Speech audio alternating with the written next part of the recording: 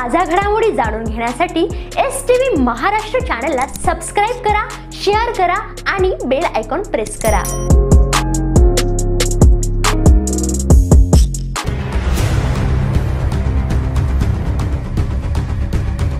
एक नव्हे दोन नव्हे चोरट्यांनी चोरल्या तब्बल 14 बुलेट। धुळे LCBने अवळ्या चोरट्यांच्या मुसक्या।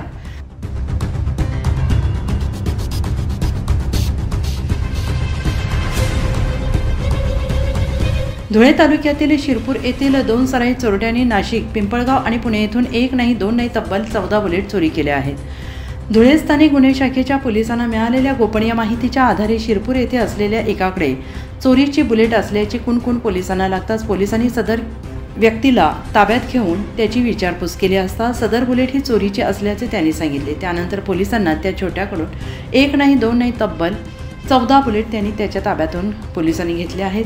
सदर चोरटे हे सराईत चोर असून ते नाशिक, पिंपळगाव, पुणे अशा भागांमध्ये फक्त बुलेट गाडीची चोरी करत असल्याची कबुली देखील त्यांनी पोलिसांना यावेळेस दिली आहे। प्रकरणी गोकुळ जगदाळे आणि त्याचा साथीदार किरण कोळी हे दोघेही शिरापूर येथील रहिवासी असून दोघेही बुलेट चोरण्यात माहीर असल्याची माहिती पोलिसांना मिळाली आहे। मोटरसायकल चोरीबाबत माननीय पोलीस अधीक्षक धुळे यांनी स्पेशल ड्राईव्ह राबवण्याबाबत सूचना केलेल्या होत्या। त्या अनुषंगाने जिल्ह्यातील विविध पोलीस स्टेशनच्या हद्दीत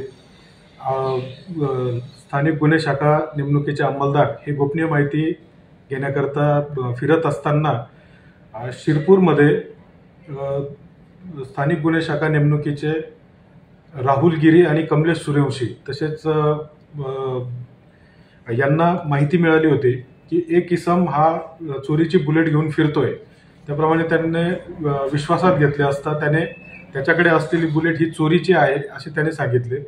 त्याला पुन्हा विश्वासात घेतले आणि त्याने सांगितलं की त्याचा साथीदार असे दोघं मिळून हे नाशिक शहर आयुक्तालय, पुणे शहर आयुक्तालय, शिर्डी तसेच पिंपळगाव या ठिकाणाहून त्यांनी एकूण 14 बुलेट चोरी केल्याची कबुली दिलेली आहे। तसेच हे दोन्ही आरोपी फक्त बुलेट चोरीमध्ये माहीर असल्याचे तपासात निष्पन्न झालेले आहे। मुख्य आरोपी आहे हर्षवर्धन गोकुळ जगदाळे, राहणार खर्दे, शिरपूर, तसेच त्याचा साथीदार किरण सुरेश कोळी, राहणार खर्दे, शिरपूर, दोघेही शिरपूरचे आहेत धुळे जिल्ह्यातील।